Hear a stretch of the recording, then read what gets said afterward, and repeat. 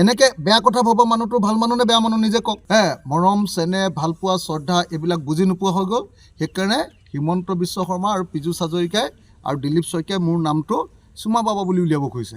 মই কৈছোঁ ঠিক আছে, মইতো চুমা বাবা হয়ে ভাই। মইতো চুমা বাবা হয়ে, কি অসুবিধা আছে? আহা, তোমালোকক কোনে কিমান চুমা দিয়ে আৰু মোক কিমান চুমা দিয়ে তোমালোকে চাই লোৱা। এনেকে বেয়া কথা ভবা মানুহটো ভাল মানুহ নে বেয়া মানুহ নিজে কওক। মৰম চেনেহ ভালপোৱা শ্ৰদ্ধা এইবিলাক বুজি নোপোৱা হৈ গ'ল।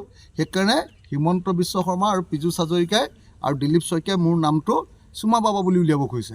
মই কৈছোঁ ঠিক আছে, মইতো চুমা বাবা হয়ে ভাই। মইতো চুমা বাবা হয়ে, কি অসুবিধা আছে? আহা, তোমালোকক কোনে কিমান চুমা দিয়ে আৰু মোক কিমান চুমা দিয়ে তোমালোকে চাই লোৱা। এনেকে বেয়া কথা ভবা মানুহটো ভাল মানুহ নে বেয়া মানুহ নিজে কওক। মৰম চেনেহ ভালপোৱা শ্ৰদ্ধা এইবিলাক বুজি নোপোৱা হৈ গ'ল। সেইকাৰণে হিমন্ত বিশ্ব শৰ্মা আৰু পীযুষ হাজৰিকাই আৰু দিলীপ শইকীয়াই মোৰ নামটো চুমা বাবা বুলি উলিয়াব কৈছে। মই কৈছোঁ ঠিক আছে, মইতো চুমা বাবা হয়ে ভাই। মইতো চুমা বাবা হয়ে, কি অসুবিধা আছে? আহা, তোমালোকক কোনে কিমান চুমা দিয়ে আৰু মোক কিমান চুমা দিয়ে তোমালোকে চাই লোৱা। অখিল গগৈ আচলতে জনপ্ৰতিনিধি নে তেওঁৰ মগজুৰ বিকৃতি হৈছে? এগৰাকী বিধায়কে আজি মুকলিকৈ ক'ব ধৰিছে যে তেওঁ চুমা বাবা, তেওঁ হাঁহি হাঁহি কয় মই চুমা বাবা। আমাৰ অসমীয়া সমাজত আমি আই মাতৃ বুলি সম্বোধন কৰোঁ, আইসকলক আমি সেৱা জনাওঁ, প্ৰণাম জনাওঁ। কিন্তু তাতে আমি উচ্ছেদৰ সময়ত দেখিলোঁ কি তেওঁ তুষ্টিকৰণত নামিব গৈ আমাৰ সংখ্যালঘু মহিলাসকলক টানি টানি আনি বুকুৰ মাজত সোমোৱাই লৈছে, চুমা খাইছে, য'ত জবস্তি চুমা খাইছে। এয়া জানো অসমীয়াৰ সভ্যতা সংস্কৃতি? আচলতে অখিল কৰিছে কি? তেওঁক প্ৰশ্ন কৰিলে কয় তেওঁ হয় মই চুমা বাবাই, হাঁহি হাঁহি কয়, প্ৰলাপ বকে। তেওঁ আচলতে তেওঁ বিধায়ক হোৱাৰ যোগ্যই নহয়, তেওঁ কোনো যোগ্যতাই নাই। ইতিমধ্যে অখিল গগৈ জনমানসত তেওঁ যোৱাবাৰ জিকিছিল, এইবাৰ তেওঁ খাটিব খাটাং, তেওঁৰ সমষ্টিতে তেওঁ খাটিব, মুখ ঠেকা খাব। কি আচৰিত মানুহ সেইজন, মানে নিজৰে লাজ লাগি যায় তেখেতৰ নাম উত্থাপন কৰিবলৈ। মাইনৰিটি এলেকাত যায়, গৈ পেলাই তাৰ মহিলাবিলাকক কি কয়, চুমা খায় আৰু নিজকে চুমা বাবা বুলি মানুহৰ আগত কয়। লাজ লাগে।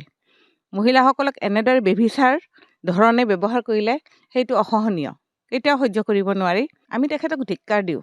তেখেতে বহুত ডাঙৰ ডাঙৰ কথা কয়, কেৱল তেখেতেহে এজন নেতা হয়, তেখেতক কোনেও বলে নোৱাৰে, ইমান তেখেতৰ শক্তি।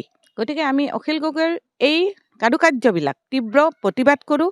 অখিল গগৈৰ কথা ক'বলৈ গ'লে মোৰ লাজে লাগে, কেলৈ তেওঁ এজন মানসিক ভাৰসাম্য হেৰুৱা যেন লাগে।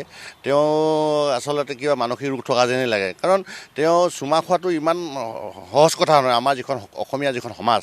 আৰু তেওঁ মিয়া প্ৰীতি প্ৰেমত পৰি চুমা খোৱাটো বাদ দিয়ক, তেওঁ লাগিলে ভোটৰ কাৰণে ভৰিত চুমা খাই ভৰি পানীও খাব যেন লাগে তেখেতে।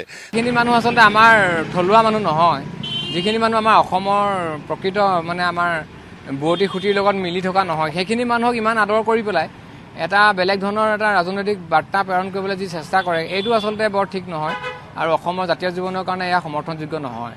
তেখেতে ভোটৰ অংকত আচলতে ভোটৰ স্বাৰ্থতে আচলতে এনেকুৱা ধৰণৰ কিছুমান কাম কৰি আহিছে, যিখিনি কথা আচলতে বিগত সময়ত ৰাইজে দেখিছে, প্ৰত্যক্ষ কৰিছে।